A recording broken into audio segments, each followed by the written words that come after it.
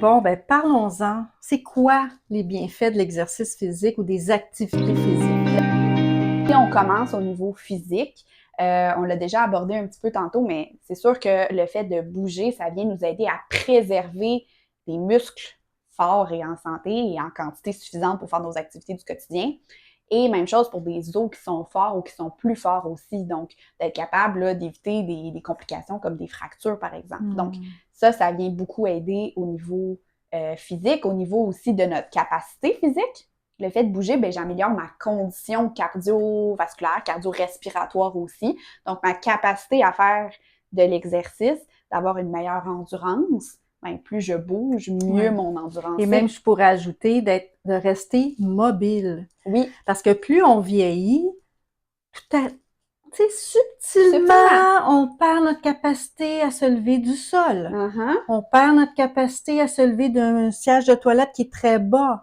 Fait que non, on veut préserver cette capacité de bouger dans toutes les conditions le plus longtemps possible. Fait que la flexibilité qui rentre en ligne de compte, puis ça m'amène à penser aussi à notre équilibre. Hein, parce qu'évidemment, en avançant en âge, si je ne travaille pas mon équilibre, puis comme toutes les capacités physiques, là, malheureusement, c'est réversible. Alors, je peux pas m'attendre à avoir un bon équilibre si je ne pratique pas des exercices ou des mouvements qui vont me placer dans des situations, des fois, où est-ce que je vais avoir besoin de travailler ça. Encore là, si j'améliore mon équilibre, ben, je suis moins à risque de tomber, je suis moins à risque de me blesser. Donc, on prévient, dans le fond, des possibles problèmes à long terme. Mais là, on parle des bienfaits maintenant, là. Exact. Quel autre bienfait? Ben, tu sais, rapidement, les bienfaits, ben, on voit aussi au niveau de notre santé mentale. Tu sais, on fait une séance d'exercice, ben, moi, je le dis toujours, l'exercice, ça change la chimie au niveau de notre cerveau. De façon très simple, les neurotransmetteurs qui sont produits après une séance d'activité physique, ben, ça vient vraiment modifier de la façon à laquelle on se sent. Alors, ça vient vraiment améliorer notre santé mentale. Puis évidemment, ben, en période de ménopause, on en parlait, Nathalie, je pense que peut-être ça peut avoir un impact. À l'humeur! En fait, dans toutes les périodes de la vie. Oui! On va pas se le cacher. Ben voilà. Donc, c'est sûr que venir bouger, ben ça vient nous aider avec cette chimie-là de notre cerveau. Encore une fois, on vient un peu berner, là, notre cerveau. Non, on va pas berner. On l'entraîne vers le bien-être. Mais aussi, ce qu'on peut parler, c'est la respiration. Oui. De bouger, ça nous permet, dans notre corps et dans notre être, de mieux respirer. C'est tellement important respirer. Quand on bouge, on n'en parle pas assez. Mais ça, là, ça a vraiment une importance, là.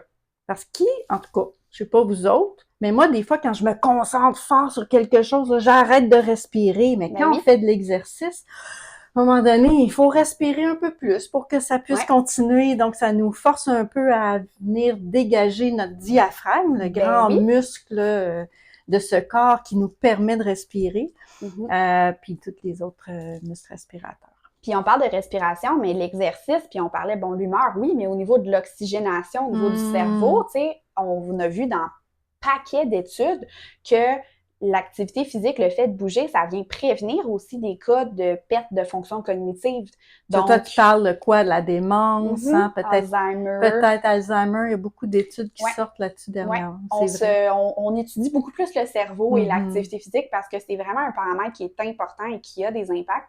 Fait qu'on voit au niveau des grandes études de population que, oui, il y aurait, semble-t-il, une réduction de la prévalence, dans le fond, de la démence ou de l'Alzheimer, dans le fond, dans les gens qui sont actifs. Donc, dans le fond, ce que tu dis, c'est que les gens actifs ont moins de chances ou vont retarder le plus possible l'arrivée de cette démence ou Mais ils ont carrément moins de chances aussi de développer la problématique. C'est ce qu'on voit dans les grandes études de population. C'est sûr que c'est pas une relation de cause à effet direct, mais c'est une des tendances qu'on voit au niveau des populations. Puis il y a des grandes études qui ont été faites de ce côté-là, fait qu'on voit vraiment ça. Donc, au niveau cognitif, ben vraiment, on a des bienfaits. Au niveau de notre énergie aussi, au niveau de notre batterie, dans le fond, ben on vient recharger la batterie quand on fait de l'exercice. Puis des fois, les gens me disent « Non, t'as pas rapport à ce que tu dis là, je fais de l'exercice, je dépense de l'énergie. C'est quoi le rapport que je vais remplir ma batterie? » Ben, c'est comme ça que ça marche. Moi, je me souviens, là, dans mes études à l'université, il me semble qu'on parlait des mitochondries, les mini-batteries dans chaque muscle. Donc, si on on vient préserver notre masse musculaire, Ouais. c'est qu'on vient préserver aussi nos mini-batteries Exact. qui fonctionnent dans notre corps. Exactement. C'est vraiment une belle illustration, une belle façon de le décrire. Donc oui, on vient entretenir ces cellules-là, ces usines dans chacune, ces usines à énergie, dans le fond, dans chacune de nos cellules. Alors oui, vraiment, puis c'est un autre bienfait de la masse musculaire là, qu'on vient parler. Il faut parler quand même aussi physiquement que le fait de bouger, ben ça vient, comme on disait, quand même avoir un impact au niveau de notre composition corporelle. Ici, je ne parle pas de poids, mais je parle de notre composition corporelle. Donc, on vient réduire les risques d'avoir de l'obésité abdominale. Puis, on en a parlé d'emblée dans le podcast, puis on disait que ben, ça, c'était l'obésité qui était un petit peu plus à risque pour notre santé. Alors, on vient contrôler aussi en bougeant, dans le fond, cette accumulation-là de graisse au niveau viscéral, au niveau de l'abdomen. Ben moi, justement, j'ai une question à propos de ça. Si, admettons, là, quelqu'un vient me voir, puis là, me dit, ben moi, j'ai déjà un ventre, j'ai déjà une masse adipeuse au niveau du ventre. Est-ce que c'est trop tard pour moi de commencer à bouger? Mais tellement pas, parce qu'en fait, il n'est jamais trop tard, peu importe l'âge, là, moi je tiens à le dire, là, faut pas oublier ça. Il n'est jamais trop tard pour commencer à bouger. Ça, c'est une des leçons d'aujourd'hui. Peu importe l'âge, peu importe la forme de son corps, voilà. Peu importe nos restrictions, parce qu'on peut toujours adapter notre environnement, nos aides techniques, la façon dont on fait un exercice, c'est toujours possible. Oui.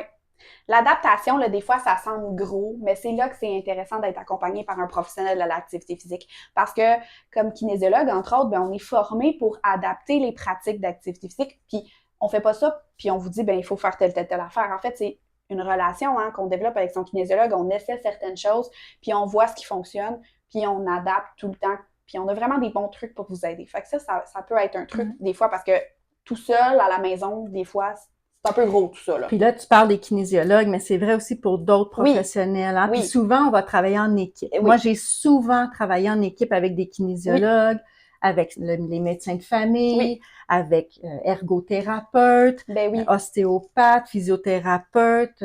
Bon, là, je sais que j'en oublie, mais tous ces professionnels-là devraient être capables de vous accompagner en équipe. En fait, vous êtes le chef d'orchestre. Puis vous allez chercher les personnes, les outils qui sont nécessaires pour que vous puissiez continuer à bouger. Exactement. Fait que d'avoir une bonne équipe autour de soi, c'est important. La multidisciplinarité, dans le fond, c'est vraiment là qu'on a les meilleurs résultats. Fait que oui, c'est un travail d'équipe de tous les jours, dans le fond. Puis si on revient un petit peu à ta question, ben c'est ça, si j'ai dans le fond, une accumulation au niveau du ventre, est-ce qu'il est trop tard? Ben non, pas du tout. Puis on a dans nos études que le fait de bouger, ça vient aider à réduire le tour de terre, par exemple.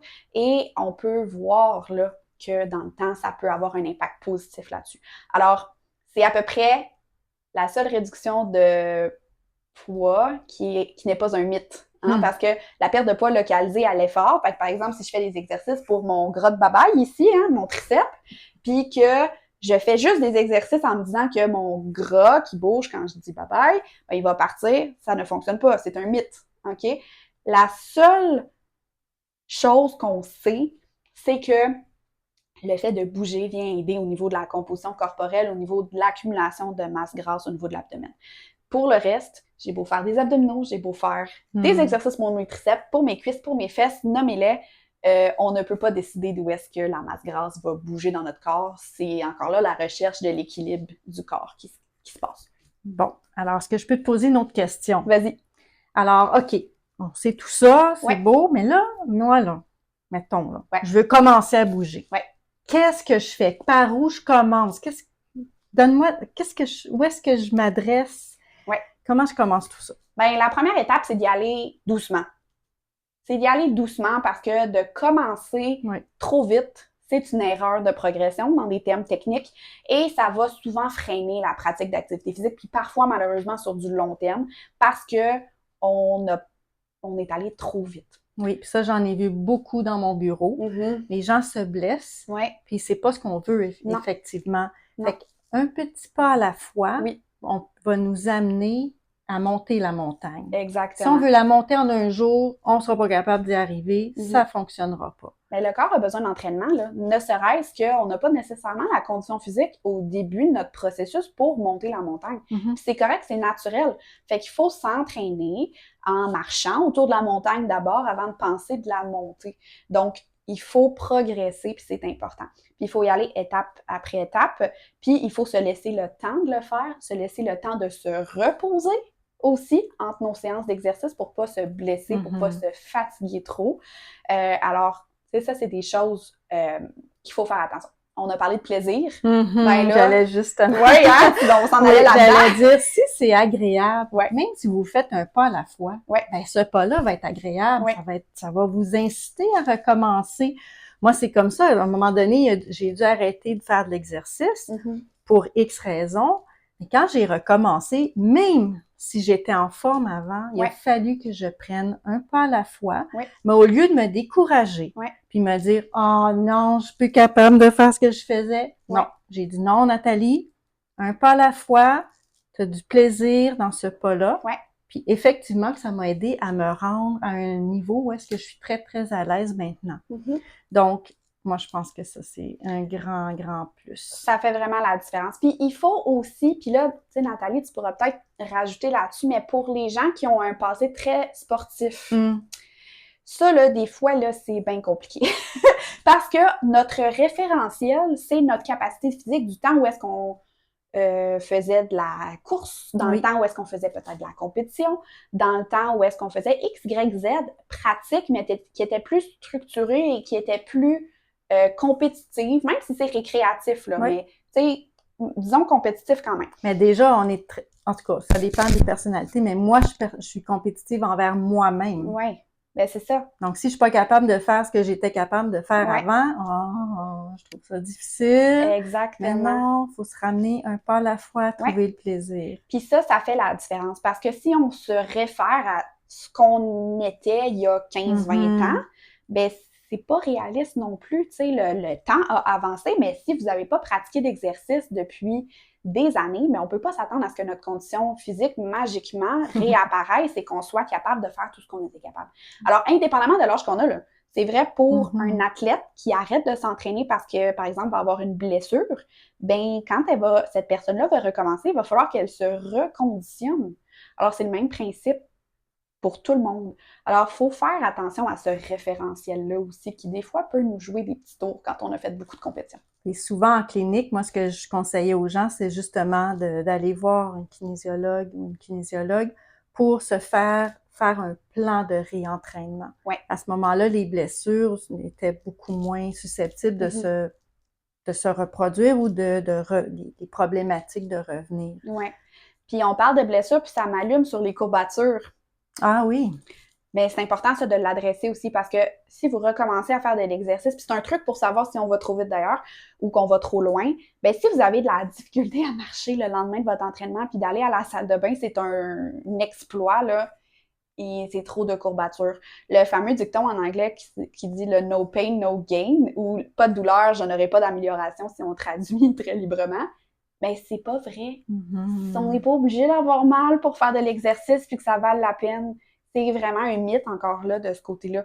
Donc, on veut pratiquer de l'exercice, mais être capable de le faire en étant confortable puis que le lendemain, ben, je sois capable de faire mes activités parce que si je bouge pas pendant 3 jours parce que j'ai mal partout, c'est pas plus rentable non plus. J'ai pas bougé les jours de journée, là. Oui. Qu'est-ce que tu penses justement des gens qui vont recommencer activement à faire des programmes d'exercice, mais à tous les jours de la semaine? Qu'est-ce que tu proposes par rapport à ça? Ben, ça peut dépendre des gens. Il y a des gens qui vont bien le tolérer, mais il y a des gens chez qui ça sera pas bien toléré. Fait que moi, c'est souvent pas une approche que je vais adopter après ma barre, pas du tout. Là. Je suggère souvent aux gens de commencer une journée sur 2. Là.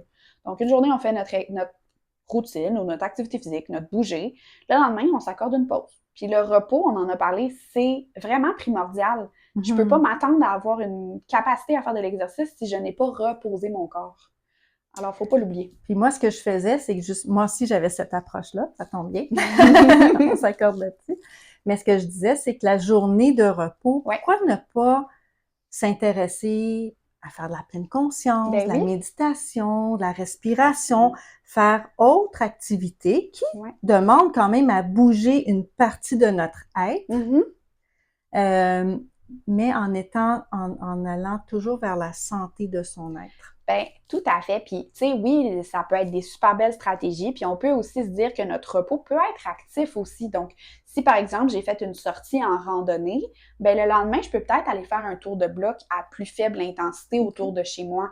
Fait qu'on peut doser ce repos-là. C'est pas nécessairement d'être alité, là. Puis pas du tout. Tu sais, ça serait vraiment pas ça serait contre-productif. Mais c'est plutôt, encore là, d'adapter pour s'offrir le repos nécessaire. Si c'est un repos actif, parfait. Si on a besoin d'être un petit peu plus vers, par exemple, le yoga ou la pleine conscience ou quelque chose comme ça qui est différent, ben, let's go, là. On n'a pas de problème.